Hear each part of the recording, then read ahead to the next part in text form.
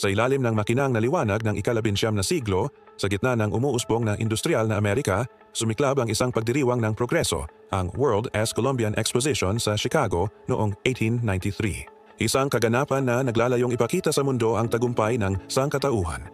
Ang mga makinang umaandar sa kuryente, ang arkitekturang tila hinugot sa panaginip, at ang pangakong sa bagong siglo ay darating ang liwanag ng modernong panahon.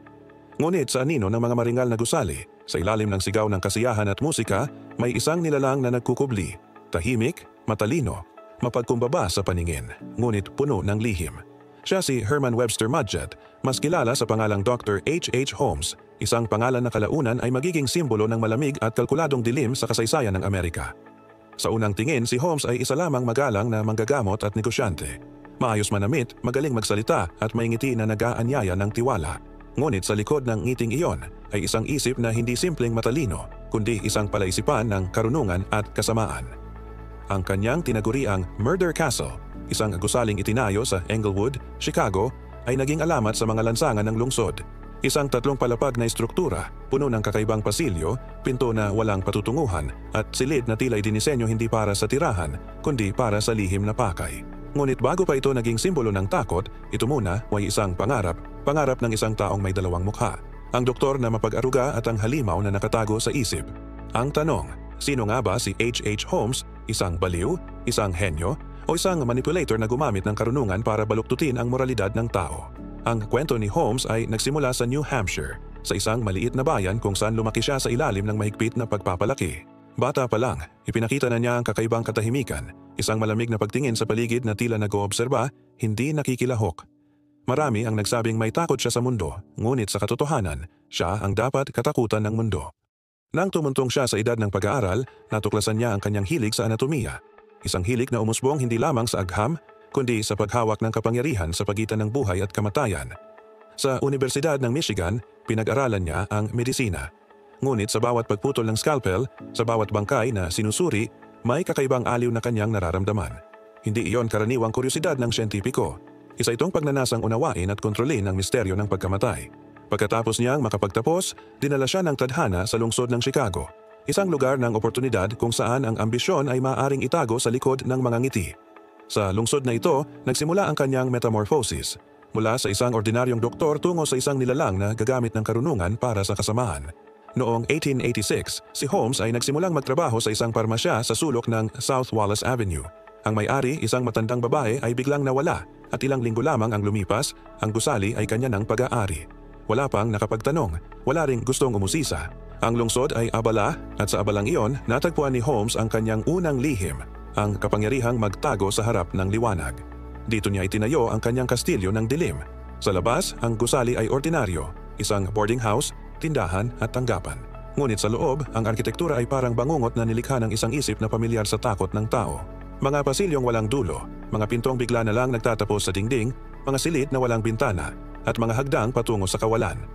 Sabi ng mga arkitekto, walang makakaunawa sa disenyo ni Holmes. Ang ilan ay pinatanggal niya pagkatapos ng isang bahagi, ang iba'y hindi na muling nakita matapos magtrabaho sa gusali.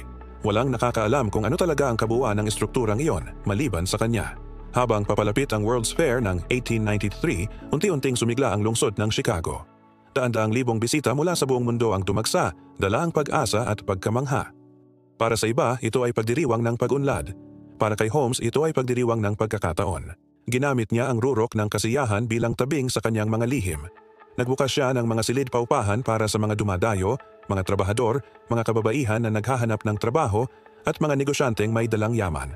Sa kanyang mga mata, sila ay hindi mga tao, kundi mga piyesa ng kanyang malaking eksperimento, ang pag-aaral ng tiwala at takot. Ngunit ang dokumentaryong ito ay hindi tungkol sa karumaldumal na detalye ng kanyang mga ginawa. Ito ay tungkol sa isip na lumikha ng ganitong kabaliwan, isang isip na tila isinilang sa pagitan ng katalinuhan at kawalan ng kaluluwa. Si Holmes ay hindi basta mamamatay tao. Siya ay isang arkitekto ng pandaraya, isang master ng ilusyon. Bawat kilos ay kalkulado, bawat ngiti ay sining ng panlilinlang. Sa bawat interview sa mga nakaligtas na nakasalamuhan niya, isang bagay ang pare-parehong lumalabas.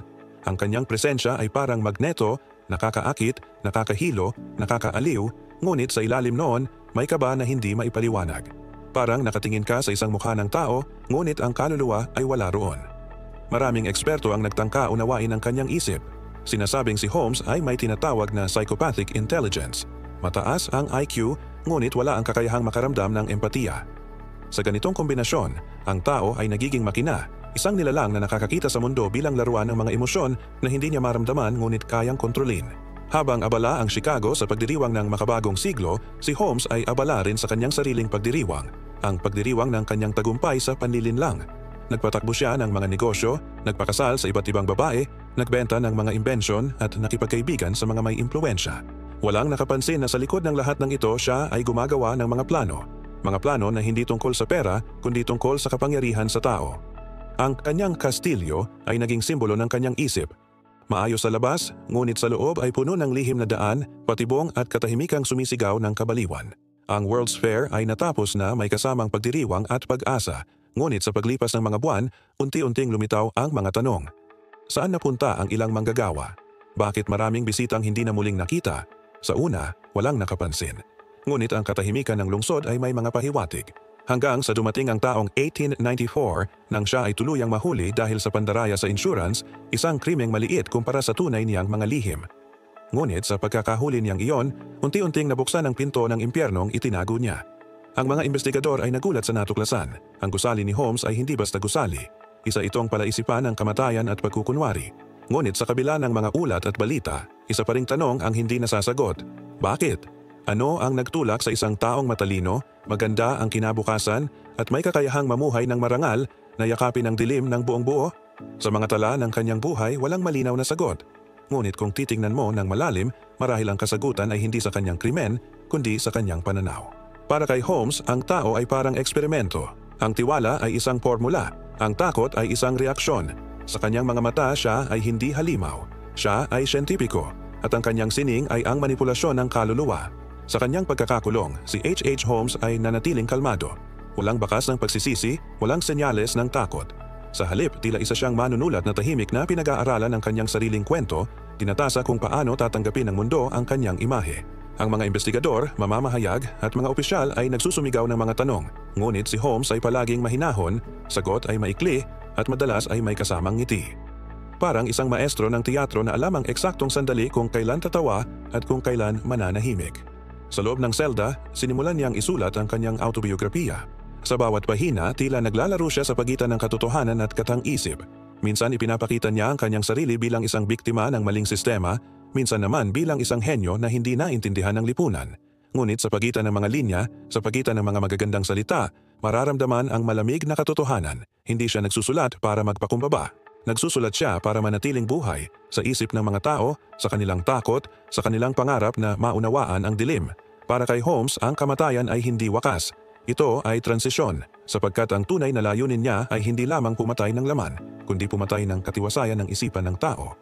Habang sinusuri ng mga autoridad ang kanyang gusali, unti-unting lumitaw ang ebidensya ng kanyang mga pandaraya. Pekeng pangalan, multiple na kasal, insurance scam, at mga kwentong may kinalaman sa mga taong bigla na lang naglaho matapos makasalamuha siya. Ngunit ang nakakagulat ay hindi ang kanyang ginawa, kundi kung gaano katalino niyang itinago ito sa harap ng lahat. Ang kanyang mga biktima ay hindi basta inosente. Madalas silang mga taong nagtitiwala, naghahangad ng bagong simula o naghahanap ng tulong. Para kay Holmes, sila ay archetype ng tiwala. At sa kanyang mga eksperimento, ang tiwala ay isang kemikal na maaaring timplahin, sukatin at sirain. Kapag iniisip natin ang mga halimaw, madalas ay larawan ng galit at kahayupan ang pumapasok sa isip. Ngunit kay Holmes, ang kabaliktaran ang totoo. Siya ay kalmado, matamis magsalita, mabango, maayos manamit. Ang kanyang halimaw ay nakatago sa anyo ng pagiging perpekto. Dito sumulpot ang pinakamalalim na takot ng tao, na ang tunay na kasamaan ay hindi palaging may mukha ng halimaw. Minsan, ito ay may ngiti ng propesyonal. Minsan, ito ay nakaupo sa tabi mo, nag-aalok ng tulong, o nagbibigay ng payo. Ang kanyang kwento ay nagsilbing salamin sa lipunan. Kung gaano kadaling maniwala, gaano kadaling malinlang ng mabuting imahe, at kung gaano karupok ang konsepto ng kabutihan kapag hinawakan ng isang taong marunong umunawa sa kahinaan ng iba. Sa bawat pagdinig, sa bawat paglilitis, tila hindi siya ang akusado. Siya ang tagapagsalita, ang korte ay nagmistulang entablado, at siya ang bida. Ang mga tagapanood ay nakikinig, humahanga at natatakot. Isang uri ng karisma na mahirap ipaliwanag, karismang ginagamit hindi para sa kabutihan, kundi bilang sandata ng panlilinlang. Nang siya ay tuluyang hatulan ng kamatayan, hindi siya nanginig. Sa halip, ngumiti siya at sinabi, "I was born with the devil in me. I could not help the fact that I was a murderer." Isang linya na tumimo sa kasaysayan, hindi dahil sa kasamaan nito, kundi sa kapayapaan ng kanyang tono. Walang emosyon, walang puot, walang galit. Isang simpleng deklarasyon ng katotohanang siya ay tao, ngunit ang kanyang tao ay walang puso.